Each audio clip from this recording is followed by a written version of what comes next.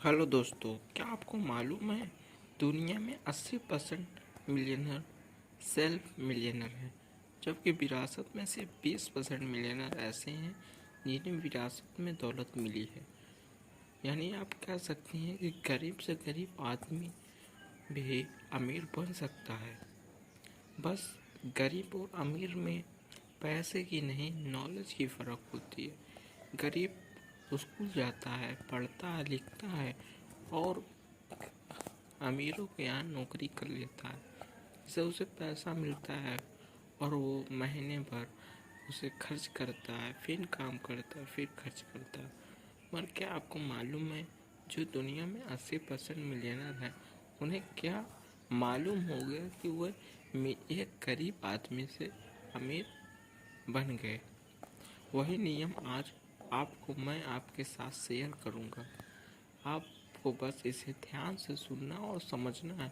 अगर ये आप नियम समझ गए तो आप भी अगले मिलियनर होंगे। चलिए आप इस वीडियो को हम शुरू करते हैं। धन के 5 नियम। पहला नियम यह है कि धन उस आदमी के पास खुशी खुशी आता है और बढ़ता भी है जो अपनी आमदनी का कम से कम 10वां हिस्सा यानी 10% अपने तथा अपने परिवार के भविष्य के लिए जायदाद यानी एसेट बनाने के लिए खर्च करता है। दूसरा नियम हमें यह सिखाता है कि धन उस समझदार मालिक के लिए जमकर मेहनत करता है जो इसके लिए लाभकारी काम खोजता है, यानी अच्छा काम, या मवेशियों की तरह तेजी से बढ़ता है। इसके कहने का मतलब है कोई ऐसा इन्वेस्टमेंट जिसमें आपको आपका धन तेजी से बढ़ता हो, कोई ऐसी एसेट, कोई ऐसी चीज़ जिससे आपका धन तेजी से बढ़ता है ऐसा नियम खोजो, ऐसी चीज़ खोजो। फिर तीसरा नियम हमें ये कहता है कि धन उस सावधान मालिक के संरक्षण में रहता है जो इसका निवेश सिर्फ समझदार लोगों की सलाह पर करता है। समझदार लोगों की सलाह मतलब कोई इन्वेस्टर हो तो उसकी सलाह मांग। हम लोग क्या करते हैं कि हमें इन्वेस्ट करना है, अपने पड़ोसियों से, अपने दोस्तों से, अपने रिश्तेदारों से सलाह लेते हैं कि किस में तो ना वो इन्वेस्ट कर रहे होते हैं, तो ऐसे में वो कोई भी सलाह दे सकते हैं, उन्हें इतनी जानकारी नहीं होती है। इसलिए ये नियम कहता है कि समझदार लोगों से सलाह ले, यानी जो भी सलाह ले। अगर आपको सोने के बारे में जानना है तो आपको सोनार से सलाह लेनी है, ना कि किराने की दुकान से। आपको अगर सब्जी की सलाह लेनी है तो आपको किसान के पास जाना है। इस तरह है, जो जिस चीज़ का एक्सपर्ट है आपको उससे सलाह लेनी। अगर आपको शेयर बाजार में जाना है तो आपको ब्रोकर से सलाह लेनी चाहिए। इसका कहने का मतलब यही है। चलिए हम लोग अब आगे बढ़ते हैं और चौथे नियम को जानते हैं। धन उस आदमी से दूर चला जाता है जो इसका निवेश उन व्यवसाय या उद्देश्य के लिए करता है जिसे वह परिचित नहीं है या उसके अनुसार समझदार लोग नहीं करते हैं।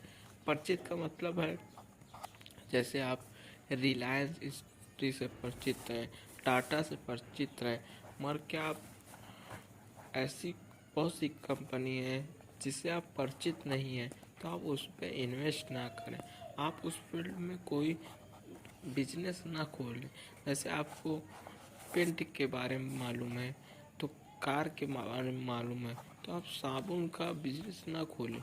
आपको पता होना चाहिए कि किसमें मुझे जानकारी है, मैं एक्सपर्ट किस चीज़ का हूँ, तो उसमें ही आपको अपना बिजनेस, अपनी दुकान खोलनी चाहिए, नहीं तो आपका पैसा डूब जाएगा।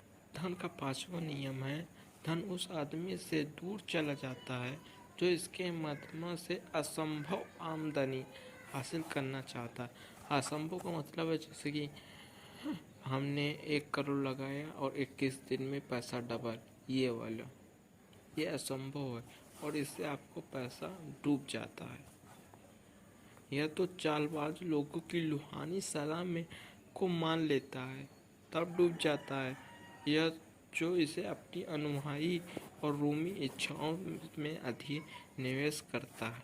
यह धन के 5 नियम है जो मैं आपको बेबीलोन का सबसे अमीर आदमी बुक से बताया। देखिए, आप सब लोग ये जानते होंगे कि हम गरीब क्यों हैं। तो आप अपने पैसे की बचत करते हैं? आप लोगों में से कई लोग कहेंगे हाँ, हम लोग तो अपने पैसे को बचाते हैं। तो क्या आपको अगले साल की कमाई क्या आपके पास है 10% या अगले महीने की 10%?